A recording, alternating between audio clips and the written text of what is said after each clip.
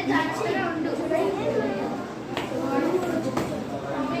ఓ మహారాజా, నన్ను వదిలి చిన్న దూడ పిల్ల ఉంది.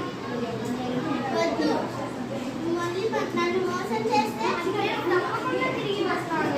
సరే, వెళ్ళి నీ బిడ్డను పాలించి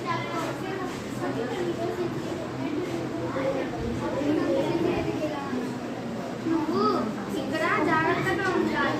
ఇప్పుడు నేను నీతో ఉంటాను. ఇంకా మంచి చెడు అనేది నీకు ఈ ఆవులందరూ నేర్పిస్తారు.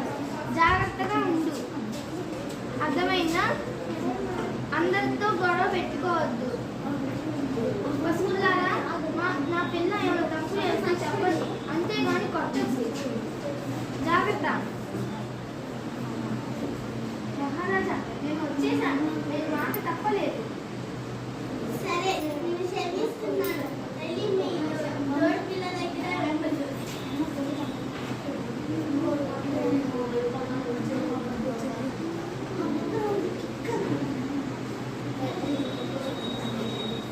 ఈ కథలో నీతి